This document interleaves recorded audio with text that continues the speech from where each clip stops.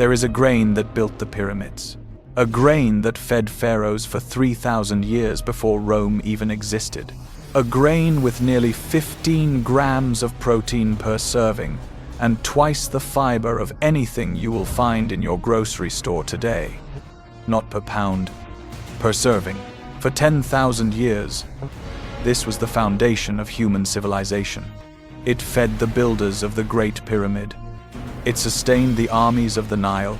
It was so sacred that Egyptians placed it in tombs to nourish souls in the afterlife. And today, it is virtually impossible to find. Because when Rome conquered Egypt in 30 BCE, they did not just take territory. They took the grain itself.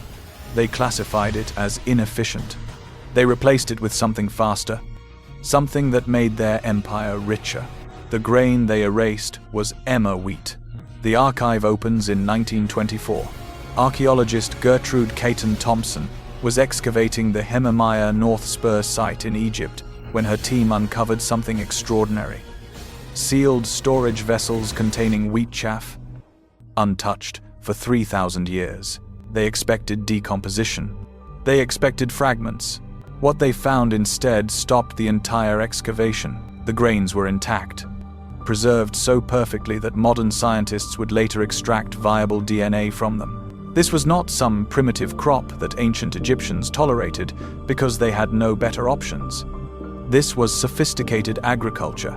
The grain they found dated to the New Kingdom period, between 1130 and 1000 BCE, a time when Egypt was the most powerful civilization on Earth. And Emmer wheat was the foundation of that power. The Egyptians called it BDT.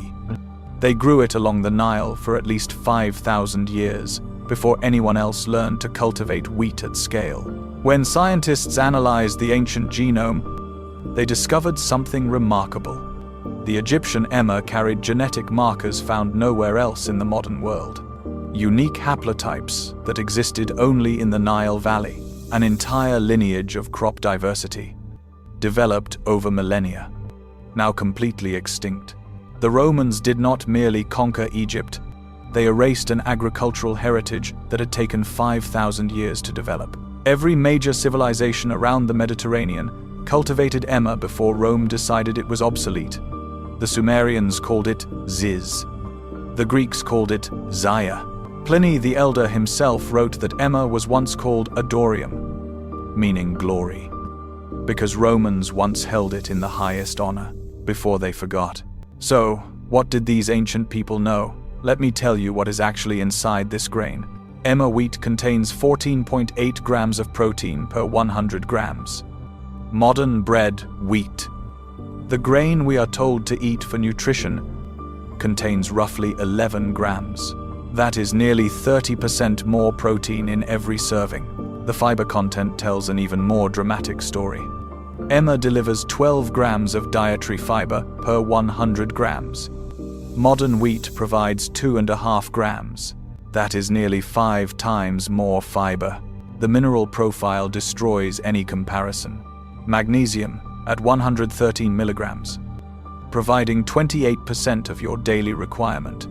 Zinc at 2.8 milligrams, 25% of daily value. Iron at 3.9 milligrams, nearly half of what your body needs each day. But here is what nobody tells you. Emmer wheat has a fundamentally different protein structure than modern wheat. Its albumins and globulins make up 30 to 39% of total protein, compared to just 15 to 25% in modern varieties. These are the functional proteins, the proteins your body actually uses. Modern wheat was bred for gluten content, for industrial baking, for factory bread that rises fast and sits on shelves for weeks. Emmer was bred for human nutrition. And there is more. Emmer has a low glycemic index. Studies in 2001 showed that diabetic patients who switched to Emmer wheat experienced an 11% reduction in total lipids, triglycerides, and LDL cholesterol. In just 6 weeks, ancient Egyptians did not have a word for diabetes. They did not have a word for metabolic syndrome. They did not need one. So here is the question nobody wants to answer. How did the grain that sustained the most powerful civilization in ancient history become virtually extinct? The answer begins in 30 BCE, when Octavian defeated Cleopatra and Egypt became a Roman province. Rome did not want Egyptian culture. Rome wanted Egyptian grain, but not emmer.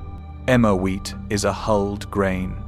The seed is protected by a tough outer covering that must be pounded off before processing.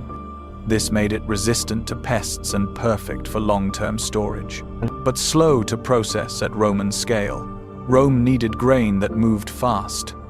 Grain that could feed 1 million citizens in the capital. Grain that could be taxed, shipped, and distributed through a massive bureaucratic machine. They replaced emmer with free threshing durum wheat. Easier to process. Higher yield per acre. Better for empire. Worse for humans. You cannot patent a 10,000-year-old grain. You cannot trademark a seed that belongs to human heritage. You cannot control a crop that farmers have been saving and replanting since the Neolithic era. You cannot force farmers to buy new seeds every season if they can simply save their own. You cannot sell chemical fertilizers for a grain that grows perfectly in poor soil without them. You cannot charge premium prices for processing equipment when a mortar and pestle works just fine. So they did not suppress emmer through conspiracy. They suppressed it through neglect. The Roman grain officials simply stopped recording it, stopped distributing it, stopped teaching farmers how to grow it. After Rome fell, the pattern continued. When modern agriculture emerged in the 20th century, emmer was classified as a relict crop, a historical curiosity, something grown only in marginal areas where nothing else would survive. Then came the Green Revolution. In the 1960 seconds, Norman Borlaug developed semi-dwarf wheat varieties that could produce massive yields when combined with chemical fertilizers and irrigation. By 1963, 95% of Mexico's wheat was Borlaug's variety. The high-yield dwarf wheat spread to India, Pakistan, across the developing world. It saved millions from famine, and it completed what Rome started. Ancient grains like emmer were officially classified as obsolete, not because they lacked nutrition, not because they tasted worse, because they could not be controlled, because they could not be patented, because they could not generate profit for the agrochemical industry that now controlled global food production. Today, emmer is not even listed separately in official crop statistics. It is lumped together as other cereals, invisible to agricultural policy, forgotten by an industry worth $400 billion annually. But here is what they could not erase: the grain itself, the knowledge itself. But knowledge does not die. It survives in the hands of people who refuse to forget. In the mountains of Tuscany, in the Garfagnana region, Italian farmers never stopped growing what they call farro. In 1996, they obtained protected geographical indication status from the European Union, protecting their ancient grain by law. Today, 50 farming families maintain the tradition, not as museum pieces. As premium cuisine, a bowl of farro in Florence costs more than pasta made from industrial wheat. In Ethiopia, farmers still grow emmer as they have for thousands of years. They call it aja. It survives in the highlands, where modern wheat cannot tolerate the altitude and the drought. These are not subsistence farmers clinging to obsolete traditions. They are guardians of genetic diversity that may one day save global agriculture from disease and climate collapse. In India, emmer never completely disappeared. They call it kapli wheat in Maharashtra, grown by traditional farmers in Rajasthan, Gujarat, and Karnataka. Indian grandmothers still remember making puran poli with kapli flour, a sweet Maharashtrian delicacy that cannot be replicated with modern wheat. In Turkey, in Yemen, in the mountains of Switzerland and Spain, small pockets of cultivation persist, not famine food, premium heritage grain, sought by chefs and nutritionists who understand what was lost. Half the world never forgot. The other half was taught to worship whatever came in a plastic bag. But it was incomplete. The genetic diversity that existed in ancient Egypt is gone forever. The unique varieties that fed the pharaohs cannot be recovered. We can only preserve what remains. That moment is now, so here is what you do. Finding Emmer is easier than they want you to believe. In Italy, any supermarket carries farro. In India, search for kapli wheat or kapli atta. In the United States and Europe, look for farro medio or Emmer flour at specialty stores and online retailers. The price is higher than industrial wheat. It should be. You are buying 10,000 years of human heritage. Cooking Emmer is simple. Boil the whole grains for 30 to 40 minutes until tender. Use them in soups, salads, pilafs. The texture is chewy and satisfying. The flavor is nutty, complex, nothing like the bland paste of modern bread. For flour, substitute Emmer directly in any recipe, though expect denser results. Emmer contains gluten, so it is not suitable for those with celiac disease. But for many with non-celiac gluten sensitivity, the different protein structure is easier to digest. Start slowly and observe how your body responds. Reclaim the name that Rome tried to erase. Do not call it exotic. Do not call it alternative.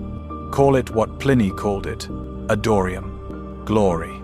Every person who cooks with Emmer is one more voice proving that 10,000 years of agricultural wisdom cannot be erased by a century of industrial convenience.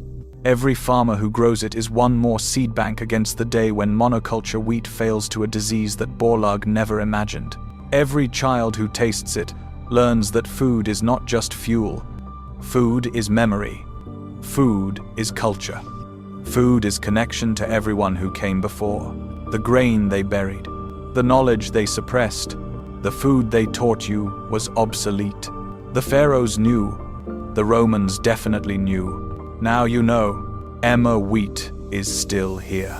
Still growing in the mountains of Tuscany, where Italian families have protected it for generations, still feeding people in Ethiopia and India who never accepted the replacement, still waiting for anyone willing to remember what an empire tried to make us forget.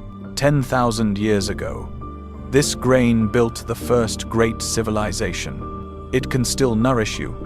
It can still connect you to every ancestor who planted and harvested and survived because of it.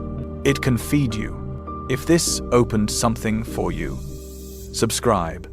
Every share helps preserve knowledge they spent 2,000 years trying to erase. The next vault opens soon.